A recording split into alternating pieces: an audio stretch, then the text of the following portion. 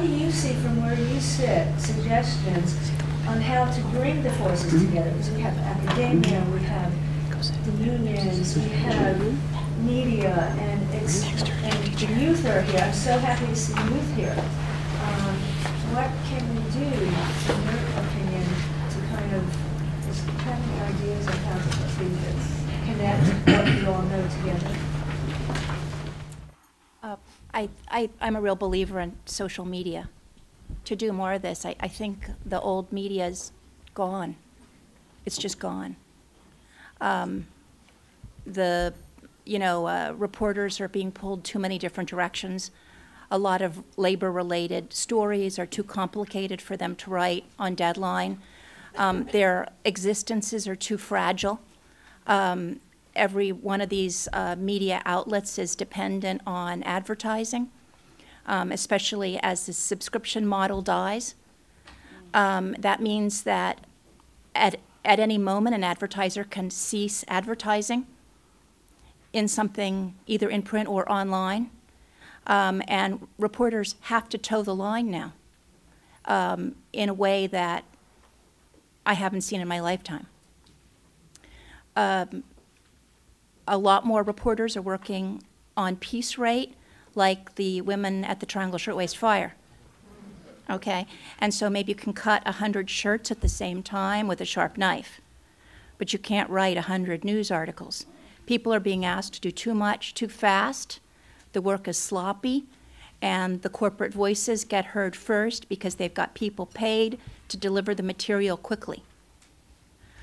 What that means is that people have to find ways to make their voices heard in other ways, and look for outlets where they can be heard.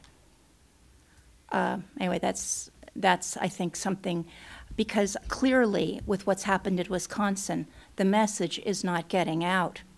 The system of explaining why workers need to view each other as brothers and sisters, the message is not getting there.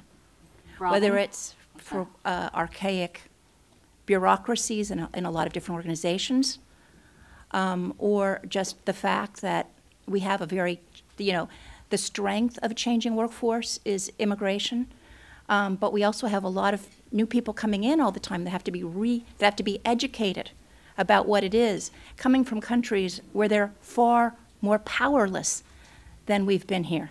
So these are a lot of issues where a lot of communication has to occur.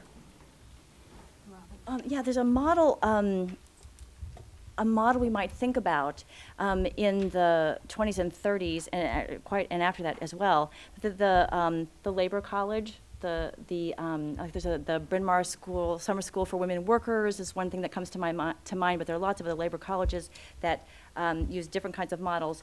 In the 20s and 30s, there was a group of reformers, mostly middle-class reformers in the beginning, who wanted to bring together women workers, some of them from the union movement, but an equal number not from the union movement, to go to school in the summer. And Bryn Mawr allowed them to bring women workers from all over the country, from different ethnic groups, from in and outside of organized labor, to do things like, in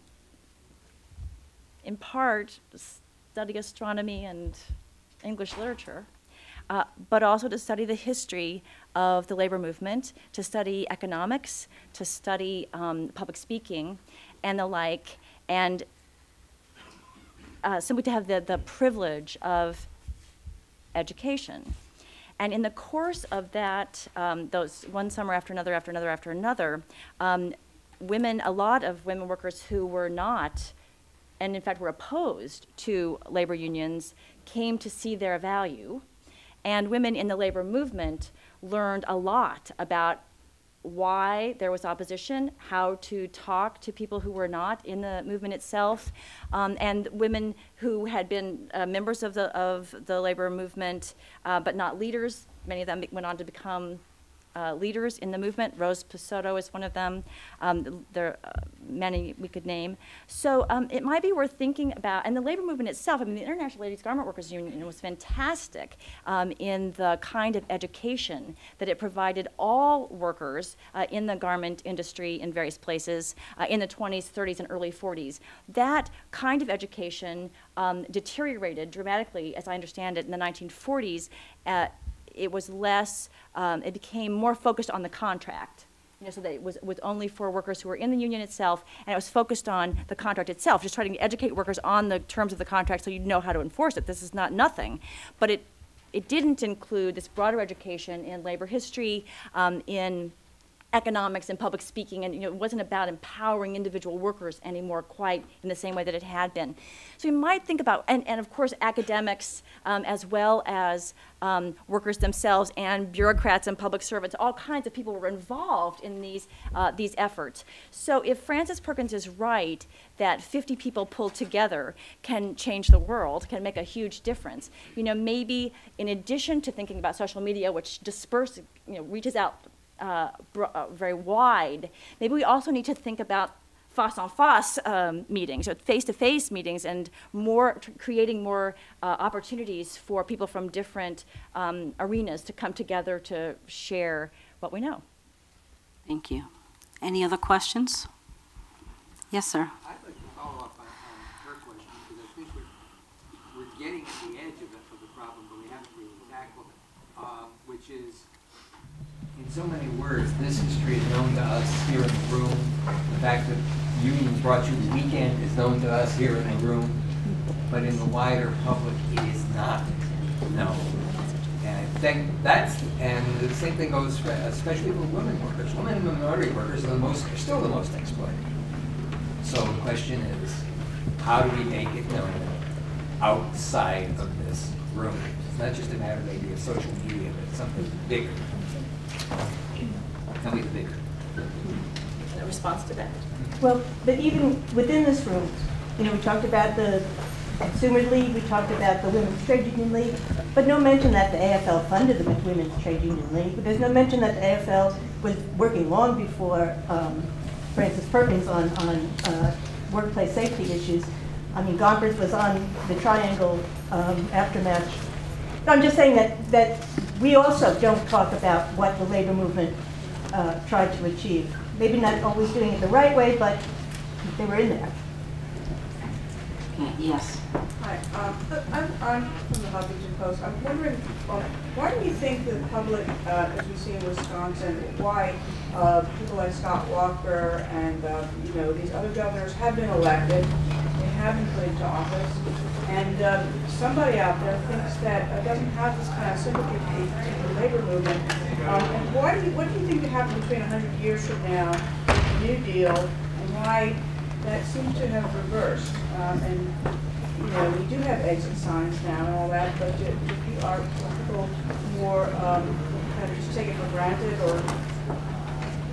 And so why are people like Scott Walker being elected? Obviously, somebody agreed. Do you want to go first? Yeah, I think it's because we're having a terrible economic crisis that nobody's acknowledging. The fact is the job base is eroding.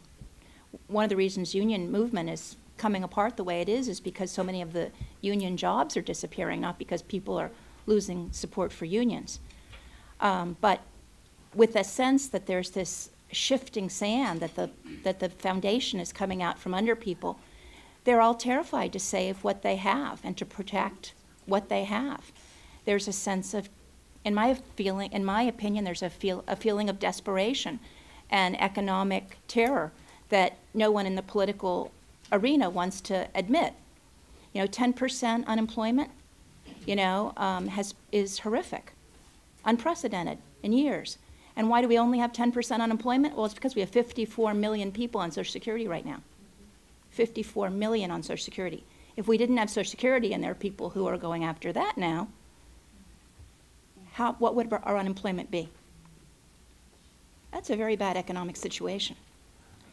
And there's not a willingness to address it. So what we're doing is we're fighting about it on the edges, which is who has health insurance and how much do they pay? Do they pay $20 or are they paying 10%? What percent are they paying? Do they get a pension? Do they get a pension when private employers are eliminating the pensions? I think that's the problem, is the elephant in the middle of the room, is that we've got this very sick economy that nobody really wants to address or knows how to address right now. I certainly would not disagree with that. I think that the deterioration of the economy has everything to do with this, but it is also not clear to me that Scott Walker was elected because he planned to go after the unions. In fact, my impression is now, and I'm certainly no expert on this, in fact, I know a lot more about 1911 than I do. Just hilarious that anybody would ask me anything about 2011. I think, okay, well,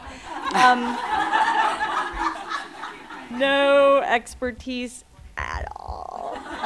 But it's not clear to me that I think he has overreached, is my impression. In fact, that he, as long as he was asking those public workers to pay for part and more of their health insurance and their pension plan, he had a lot of backing, and that makes sense. We're all going to have to pay certain prices. But when he went after collective bargaining, he began to lose ground. So my understanding is that he did not run on the issue of crushing unions, and that he may pay I hope he will pay a price for overreaching dramatically. So I'm still holding, maybe it's Pollyanna-ish, but there's a part of me that's still holding out hope that going after collective bargaining itself is going to be a mistake. So it can hope for that.